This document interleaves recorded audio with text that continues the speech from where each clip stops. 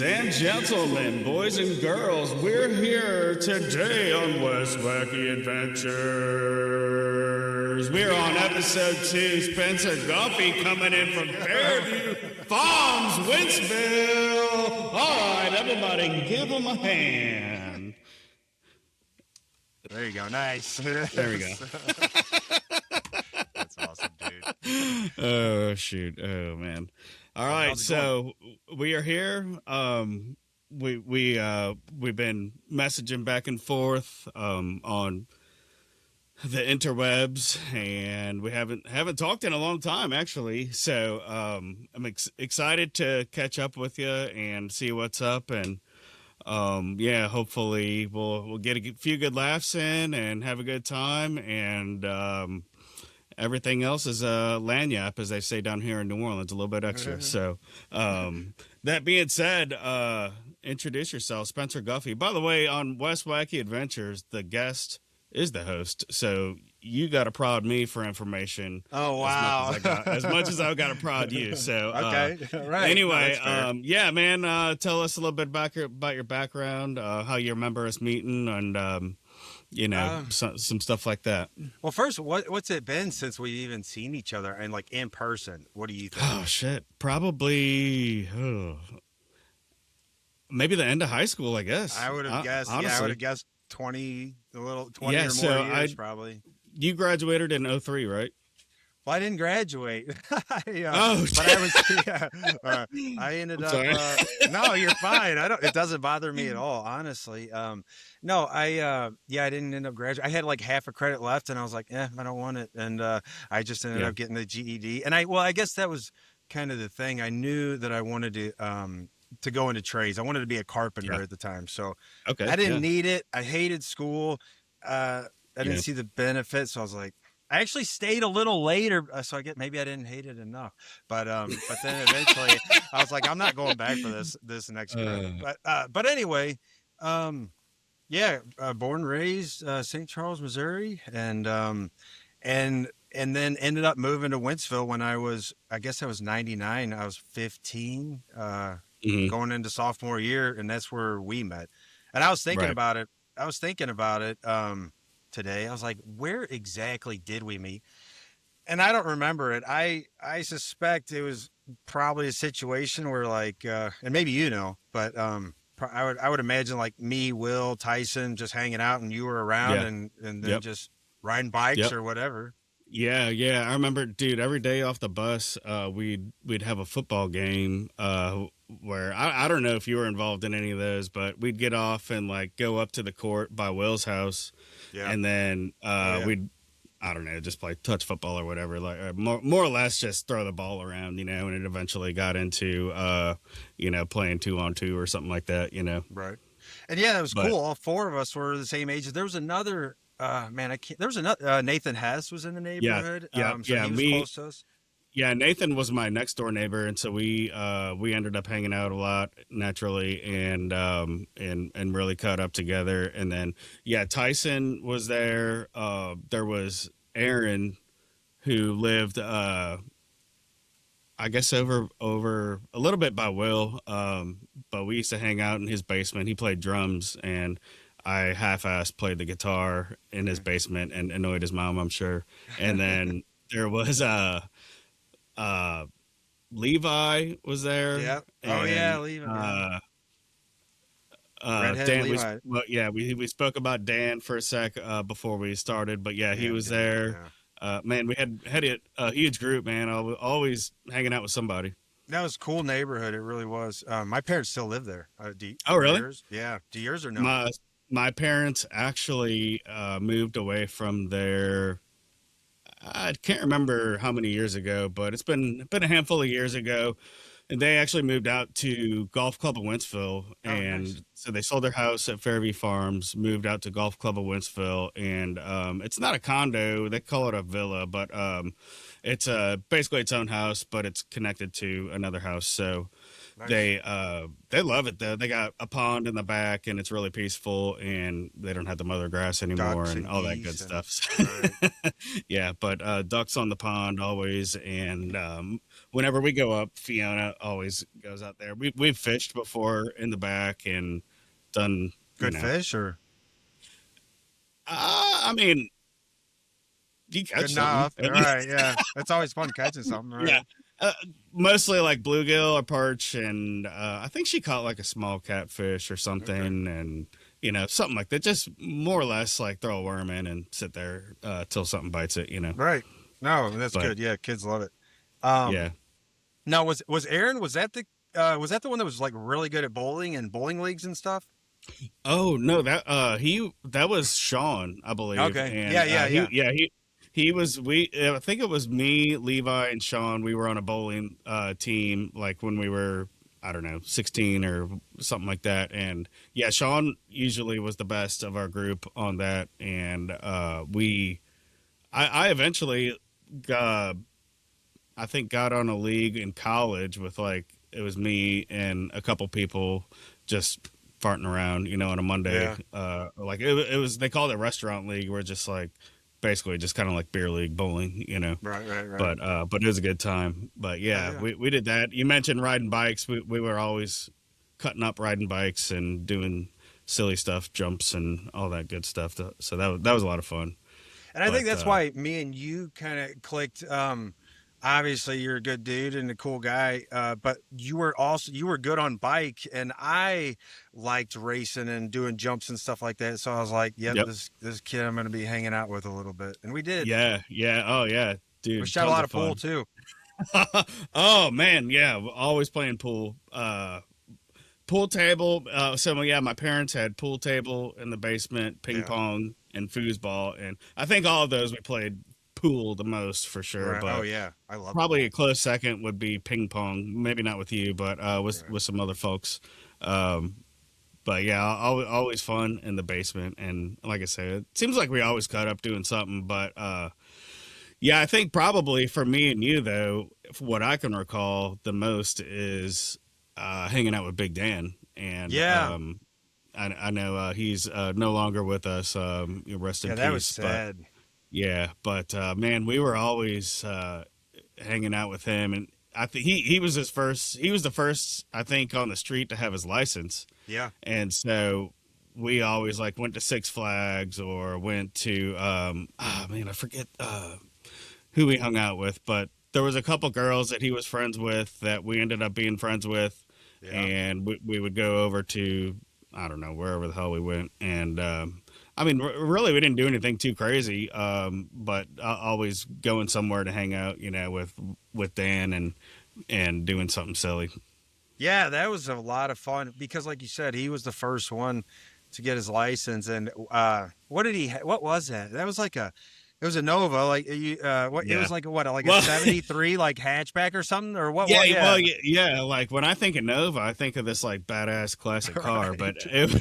it was more or less like a glorified Cavalier that he Right. had a stick shift on, and Or like a he would Gremlin. always like he would like put the e brake on and like try to burn He rubber tore on that it. car up. Right. It had like 60 horsepower, probably. Oh man, but his brother had a silver Civic. Do you remember that? Yeah. Yeah. And Yeah. Mike. Yeah. yeah, and he if Mike hears this, he'll probably be pissed. But yeah, Dan was always like cutting up in his car too, doing burnouts and all kind of silly Right. shit. I remember it's all right, so I'm probably gonna get Dan in trouble, but yeah, he took Pat, his brother Pat had a S10. Do you remember that?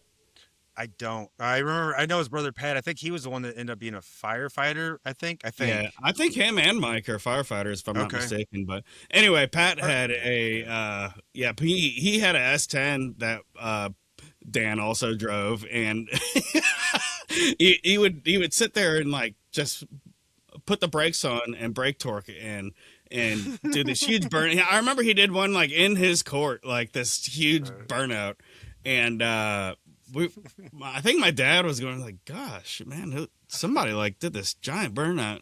And Dan, like the first thing, is, "Oh yeah, yeah, that was a construction worker, dude. That guy, yeah, he's gonna get in trouble." And I was, So yeah, he would always do something silly, and yeah, I don't know if you were there at this point, but I think before you moved in, we whenever it snowed, we'd tow each other behind the four-wheeler, like Yeah, I wasn't there with for the that. sled and stuff. Then he broke the sled, but he was a big boy. But He was a big boy. I was just thinking about that. I was like, man, how big was he? If I had to guess, I'd say he's probably, I would say 6'3", 6'4", and yeah, probably he was a tall guy, and of course he was good big, but 350. I mean he wasn't like super obese, but he was No, he definitely was a big big, boy. Yeah. and Mhm. yes, But he was a truly gentle giant. Like he was the nicest yeah, guy ever. And that's what's so totally, sad about it. yeah, Yeah, he worked there at Aldi in Wentzville. And I would okay, go I'd go in there every once in a while and I'd see him. My parents would go in there, they'd see him. And he's always like the happy guy and or you think that he's happy, he's smiling, right, yep, eager to help people out. always, And yeah, and yeah, I mean, I had, we'd grown apart over the years. So I had, that's what I'd see him at Aldi every once in a while and shoot up yeah, for just a minute or two. He'd yeah, be working. He was a hard worker. yeah, And then, we'd go on about our way and occasionally see him around town or something like that. But, yeah. yeah, that was sad. I know he was married. I met his wife. Oh, really? And Yeah, I never met her. I think basically the same thing with you, where after high school, I really never saw him. Maybe like messaged him on Facebook, kind of like we did a few times, or something like that. Not really getting together and hanging out, unfortunately.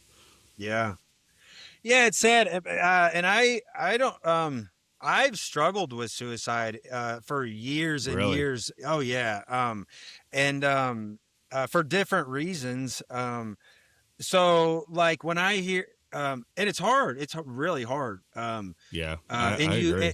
when when you're in that mode, it's like you kind of, or at least for me anyway, you kind of feel like man, I wish there was like somebody to help pull me out of this, but you don't say anything, Yeah, and so, but you feel like, or at least me, I feel like other people should have like known and felt that, and they yeah. don't, because they got their own stuff they're dealing with, Right. and Well, and kind of like you said, it's you never know what somebody's going through. It's so taboo to talk about, really. right, Especially amongst men, and I definitely had my share of depression over the course of time, and right, probably the most recently, I was having a really hard time at work and had just a lot of stuff going on that led to tough times at home. Not like arguing and things like that. Just everything was bothering me, and right, I knew it bothered my family, and I ended up, getting pissed at my daughter all the time, and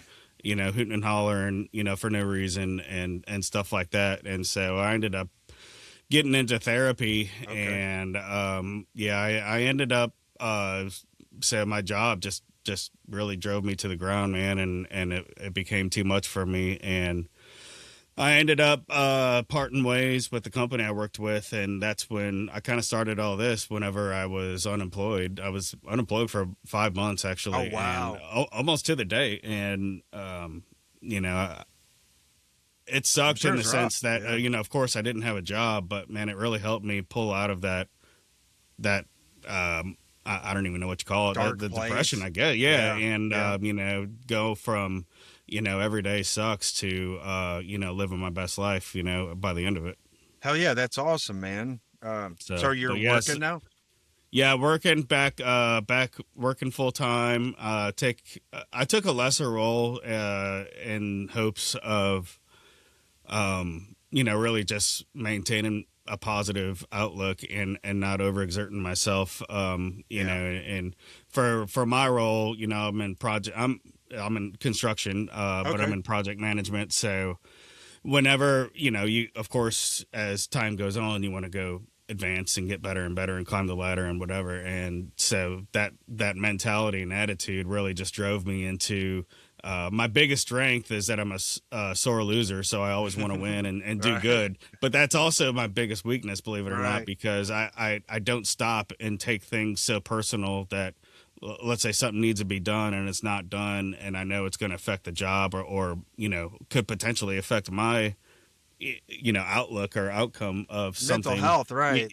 It really eats at you, and all these things started building up, and eventually, the help that I did have, my helper, he took a job, doing something else that was closer to his home. So there was a period of time where I didn't have help too. And so, really just ate at me, truthfully, and built up this huge negative persona of, things that were or were not happening, with regards to my role. And, it just got the best of me, in the end.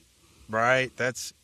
But you pulled yourself out, and that's good. And obviously not everybody does that. And that's what sucks, man.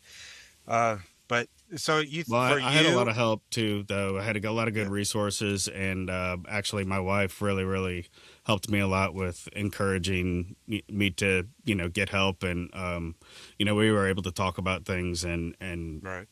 she helped me get past it, see the doctor, see a therapist, Okay. the whole nine yards, and really without that, I don't know where I'd be, because just I remember like my first sessions, just talking about things, and it's like, man, just talking to somebody about it, makes you feel a lot better, and Absolutely. sometimes that Right. that can help you turn the corner, I guess. But yeah, anyway, long story short, you never know what somebody's going through, and after going through all that, have utmost respect for anybody who's been through those situations. And probably there's a lot more people that are, if not suicidal, definitely depressed or not doing as good, and nobody has any idea.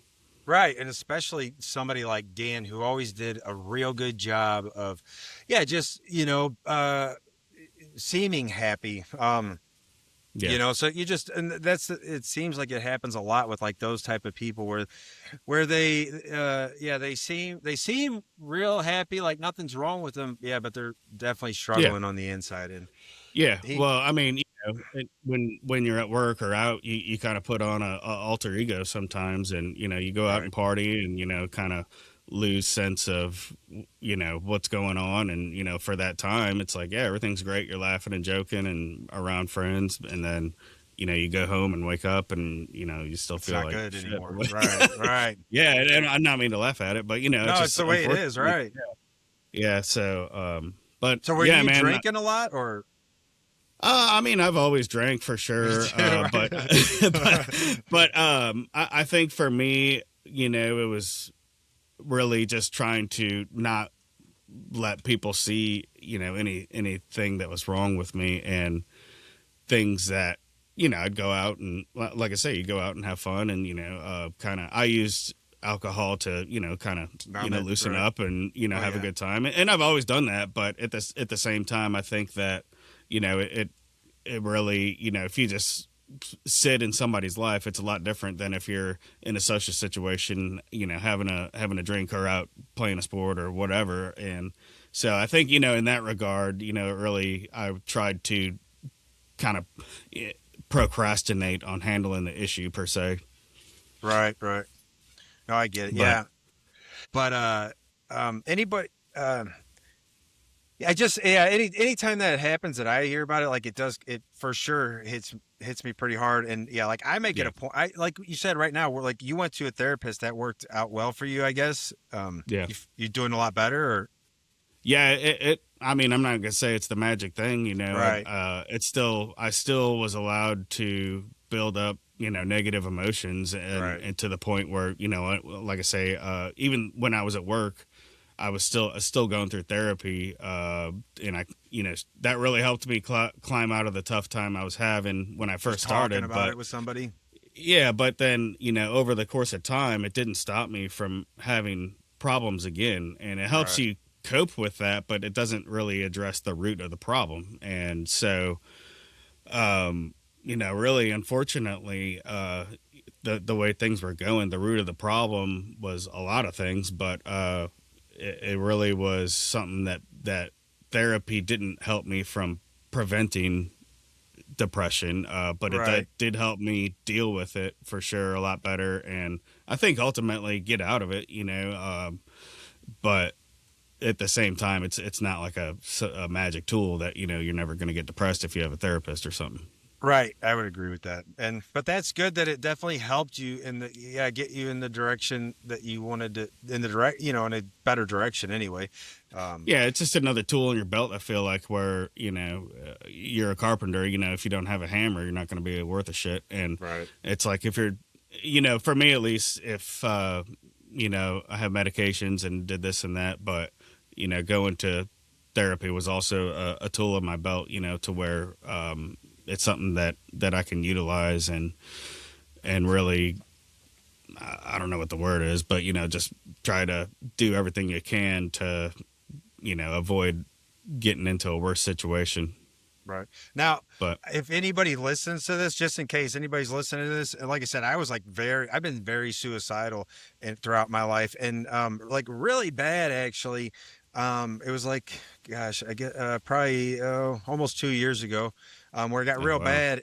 Yeah, it was like real bad, and I was like at the point where I was basically ready to end it, and the thing I kept hearing about the carnivore diet over and over. I kept hearing about it, yeah, and hmm and I was like, I'm willing to try anything. Like that, a diet as restrictive as that doesn't sound very fun to me at all. But I'm willing to try anything. So I was doing a lot of bad things in my life at the time. I was drinking a lot of beer, smoking a lot of weed, and eating a lot of crap food. So I was putting all this horrible dude, stuff in my body. Um, yeah, and then yeah, I quit the alcohol, I quit the weed, and then I got on carnivore. And dude, that was like the best I ever felt. So really, yeah, for sure, like that's mentally great. and physically, like it was great, like the best version of myself. That's um great, man. and I Yeah. go ahead. No, I was gonna say, just it's amazing the stuff we put in our body. Like you said, just the food. Not Right. not even thinking about drugs or whatever, but just food. I actually cut out soda from my diet. Nice. I have restless leg syndrome, and I could never feel right or whatever. When I was going to bed, like I always kind of twitch and like can't get comfortable. And I cut out soda, and actually that helped me tremendously. But anyway, I didn't mean to interrupt you. No, But you're I fine. guess I just kind of caught my eye that, like, taking those things out, whatever it is It's that's kind of sugar and poisoning you. Yeah, right. exactly. Yeah, it's horrible. I think that's so.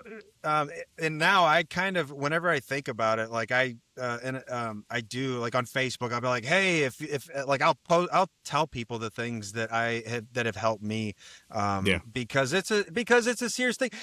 When I was depressed, and felt like that, it wasn't that the things that were going on in my life were so horrible. It was that my brain wasn't able to process it all correctly. So it felt yeah, 10 times worse than it actually yeah, was. yep. Um, but once I think that, so anybody that ever feels, kind of like that, the first thing I would do is think about, yeah, like what are you putting in your body? And even it doesn't have to be a carnivore. Like I went all the way extreme because I was like, I have to do something. So I went, Right. pure carnivore. But like, just like, okay, I'm going to cut out, yeah, the garbage, the crap, the beer, the Yeah. soda, the hmm potato chips. Like I'm just going to go to like Whole Yeah. Foods I think probably, um, dude, I bet the overwhelming majority of people who suffer with those types of issues would just get better within like a few weeks, Yeah. if they just cut out the garbage Yeah. that's in their For sure. body. I mean, and I know because I follow you on Facebook that you got a lot of good posts. I But I stir but shit no, up for sure. definitely. But I think just watching not nothing conspiracy or anything, just like straight up, like when you watch any type of documentary that has all of these things. Like I remember this one was like it was this like trucker dude who, I forget the name of it, but it was like this trucker guy who had like some whatever disease, like a real big guy, like obese, and ended up going on this like smoothie diet or something. And by the end of it was healthy, felt good, was able to do whatever he wanted. every time he lost like 10 pounds, he put a 10-pound bowling ball in his room or whatever. And by the end of it, he had this like huge stack of bowling balls and looked No at it room to to see sleep. what he was carrying. Well, I think the analogy was like, okay, like I've been carrying all this around with me forever. And like at this point, like if you try to pick up 90 pounds of bowling balls, like, you know, it just doesn't work. But that's Right. what people are doing. And I seen another one too where I know you mentioned the carnivore diet, but I seen some stuff about just and both of these things worked, by the way, but they had twins, and the one twin did healthy eating, but you know, did meats and stuff, and one person did healthy eating, but with plant-based stuff. And actually, believe it or not, like everybody who was on the plant-based, well, both of them got healthier, first of Right. all, because people were exercising and eating better. But the people who were eating the plant-based stuff were even more, and it's like that kind of triggers you too. And I had I call a bullshit on that. I'm just saying, messing with man. you. I'm just Maybe saying. it works, yeah. Well, of course, it was their documentary, so I'm sure there's some type of spin or whatever. But at And the I'm same just time, maybe it was. If they felt better, and that's the way I look at it. If you feel, if Right. it works and it makes you feel better, keep doing it until it doesn't, and then do something else. Yeah, but well, ironically, everybody who was on the plant diet kind of did better, but at the same time, they're like, "Oh, this is horrible, man. I want to eat some meat again." And so maybe they just weren't as hungry because they weren't, eating meat. I don't know. Right. But I'll say this: when I did the carnivore diet, I was not trying to lose weight at all. Like I'm still even right now thin. I've never been really overweight, and I did not want to lose weight. But going to carnivore, I did, and I mean that was eating like. So what do you do? You just like eat steak all day? A lot of it, yeah. Well, but not just steak. So, yeah, grass fed beef. Honestly, there's a diet called the Lion Diet where that's what they do. They just eat nothing but red meat, steak all the time. Yeah. And people have done that like on that diet for like decades, and they're fine. Or some of them, seem to be thriving.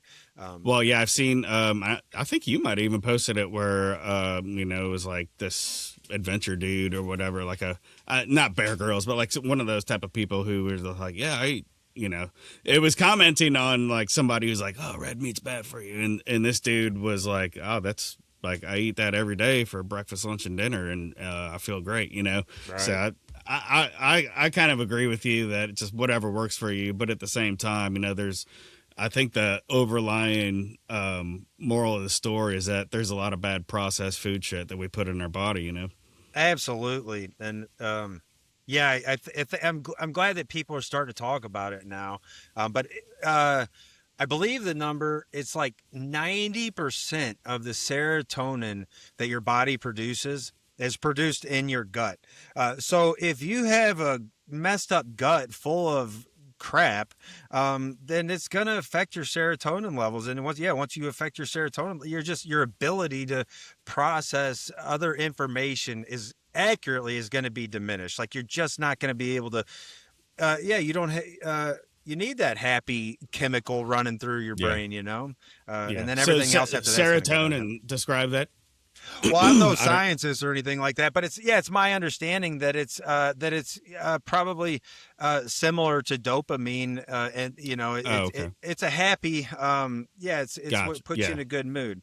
So if all that good mood chemicals are being produced in your gut and you're destroying your gut, then you're gonna have problems probably. So makes sense. Yeah, but okay, man.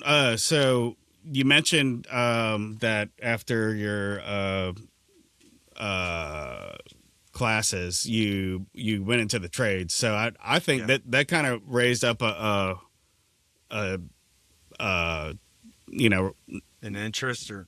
Well, yeah, an interest because I think being in project management, you see that there is just like a super dying breed of skilled tradesmen, and the people that are still around tend to be kind of upper in age, and the people that are coming in, just really, I don't think put forth. Not worth a damn. I don't want to say that, but at the same time, it's a different, it's a different era, and people, do whatever they can to not work as hard, and we have awesome tools that let you do things easier, and I think people get spoiled to that to some degree, and including myself.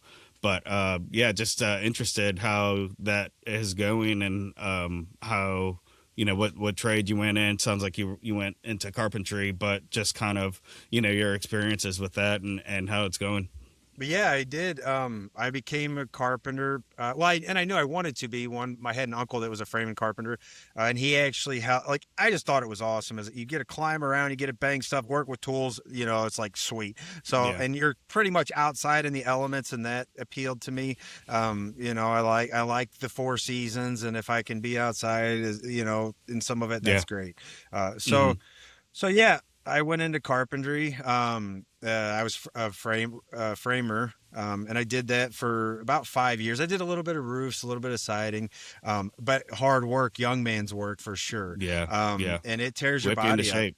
Oh yeah, it tears your body up too. So I realized that pretty early on. So, I don't know if you know him, Craig Beekler or not. Yeah. Okay, yeah. He's an electrician, right? Yeah. So, my last 2 years of school, high school, we would go to Lewis and Clark for the second half of the day. Well, I was a grade above him. But I saw him that's my senior year, his junior year. And we were in the same class and in electrical trades, both of us. Yeah. So was Scott Zumwalt in your class? He was not in our class. Okay. Because I know he went to Lewis and Clark. Yeah.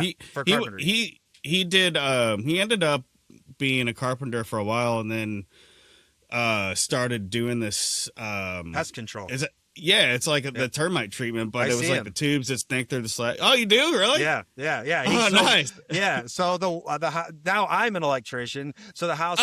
Okay. Yeah. So the houses I wire up, I see him, and me and him actually have done a few basements together. Because really? So we each frame, and yeah. So, gosh, I just talked. Actually, yeah, I just did a basement for one of his friends in Wentzville. Or no, I didn't. I'm a union worker. I don't do that.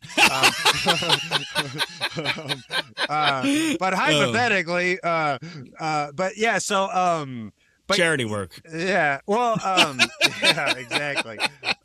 So yeah, me and him still talk sometimes. And like you said, I'm highly political, and he is as well.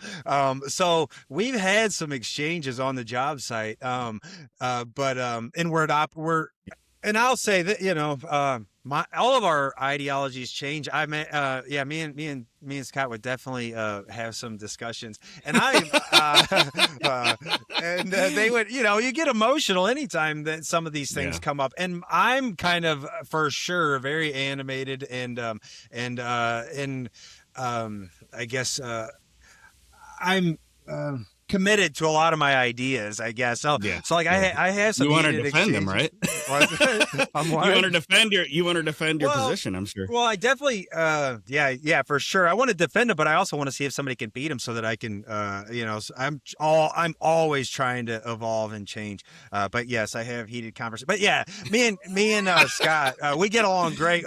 But even on the conversations, we still get along after that, which is cool. Which is how I am. But yeah, I still see Scott. I think, I think you can believe whatever you want to believe, but ultimately just being a good person is, what I would look for. And, my wife, she practices law, so she, so you can afford being laid off for a while. Lucky you. Oh man. Well, look, we did a lot of cutback on spending, but yeah, no, we had a little cushion built up for sure with savings. But anyway, she's very liberal. My family growing up is definitely mostly, conservative for sure. I feel like I personally fall pretty in the middle, and I can see things, I think if you take issues, there are a lot of things that yeah, you can't go to the extreme one or the other, or else it's Right. not going to work, you know. And if you just kind of look at it from, in my opinion, a bit of a level-headed perspective, there's compromise that can be made a lot of times, but I agree. nobody wants to do anything Well, because with they feel each like if other, they you know. Yeah, if they give an inch, they're going to take a mile, and that's the whole thing. It seems like, yeah. yeah. But so anyway, yeah, you went to so you're an electrician now, and Yeah, so yeah, I was so framing. I was framing residential or commercial? residential. Yeah. Yeah. And I was doing framing for a while, and I actually ended up going in the military in 2006. And I did that for 4 years. But when I got back out, I got back into framing, and I'd see Craig on the job sites, and he was just getting he was just getting into a new company, and he was like, "Hey Okay. man, you ought to be an electrician, you ought to be an electrician." And and I was like, and I was near the top as a carpenter, Yeah. so I was like, and I would have to take a pay cut, Yeah. but not as Yeah. bad a one, because I didn't realize it initially, but being in the military, they give you a GI Bill, and you can use that towards college, or you can use it towards an accredited apprenticeship.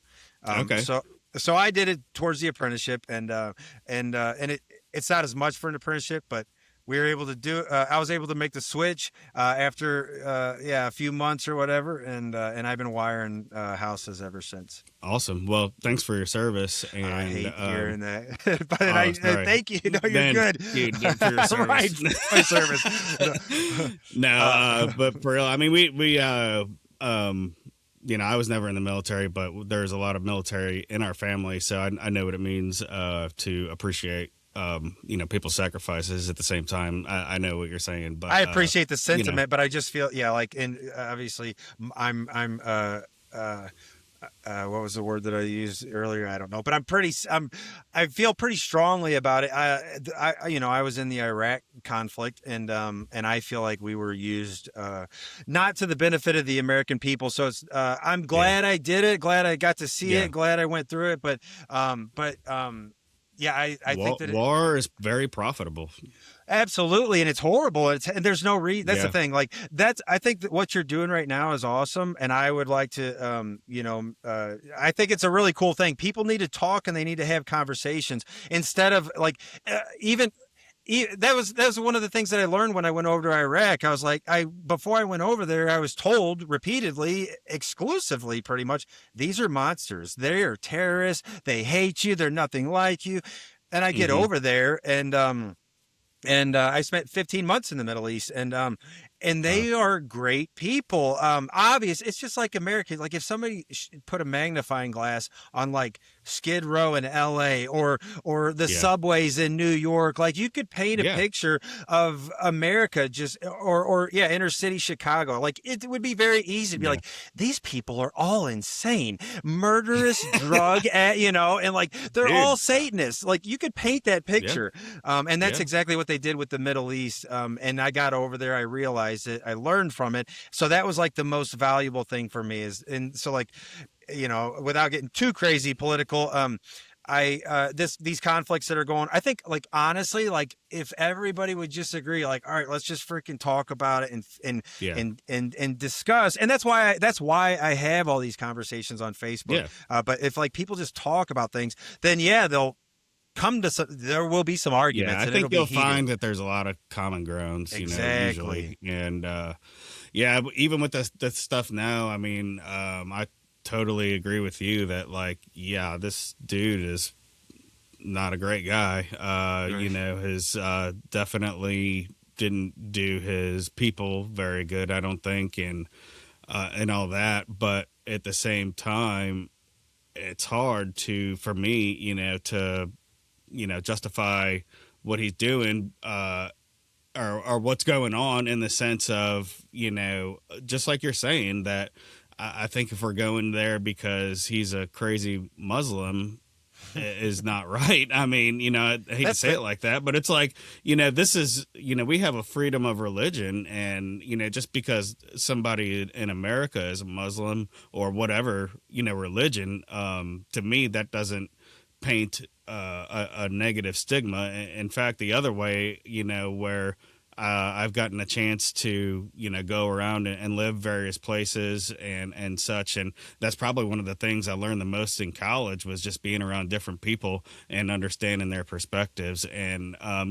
know Muslim people, I know Jewish people, I know, Catholic people, obviously, or everybody, whatever, right? And it's like, dude, they're all just people. And you got good and you got bad. Yeah. But like you said, not to get off on a tangent. I think just the bottom line is that people are generally good people, and there's always going to be bad apples in the bunch, including American citizens or including ourselves. Like we all mess up. Yeah. Like we're all deeply flawed human beings flying through space at thousands of miles an hour, just trying to make our way through life. Wait, okay. Is the Earth flat? I'm a probability guy. Wait. Okay. Listen. There's very few things that I will say definitively, and I with like a 99.99999% probability that it's round. But thank you. But if somebody was like, there was we only got a few minutes left, but there was a podcast, Sean Ryan, and him and I don't know if you're familiar with him or not, but Sean Ryan, he's a special forces guy, and Tucker Carlson had him on, and I watched that, and it was good. But like one of the things Sean Ryan said was like, he's like, it feels like everything's fake. And Tucker was like, well, what do you mean like everything's fake? And he's like, what do you mean by like everything? And Sean Ryan's like, everything. He's like, with the way that the world's been going the last 5, 6, 7 years, like it's insane. So Sean Ryan's kind of worldview is everything's fake. So if I found out that I was in the Truman Show tomorrow, I'd be like, I would not be completely I'm open to anything, man. So if they told me the world was flat and they had some proof for it, I'd be like, whatever. Like, here we are. And that's kind of where I'm at, just from a scientific standpoint, that everything's always evolving and we're always learning about stuff. And so there's going to be some breakthrough that tells us everything we know right now is a bunch of BS.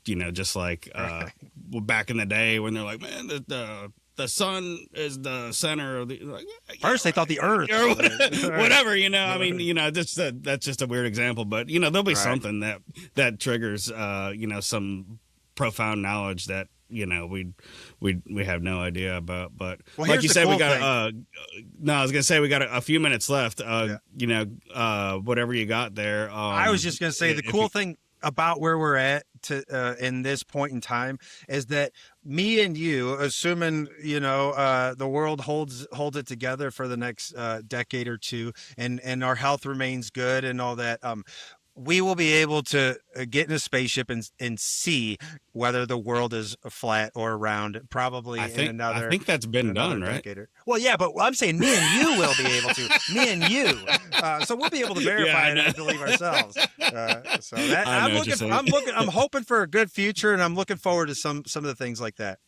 No, I think that's cool, man. Well, yeah, I think kind of wrapping it up, dude, in conclusion, I think just first of all, it was a lot of fun just cutting up with you and I'm glad talking about some of the old stuff we used to do. But, I just think that, you asked me a while back, like, what are you going to do with this, man? You should do, an episode a week or this.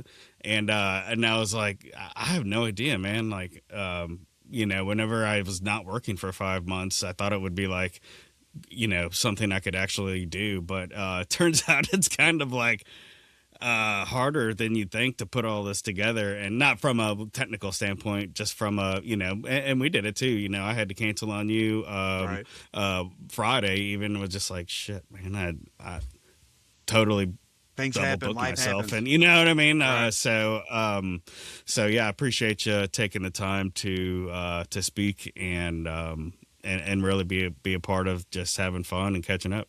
Yeah, I appreciate you, man, as well. Thanks for having me on. And I look forward. I think, try to do it as much as you can, and it'll only build over time. But it's a cool thing. Yeah, I think it, just wrapping that particular subject up, I think it's just, for me, it's just something I thought was cool, and, just was interested in. And Right.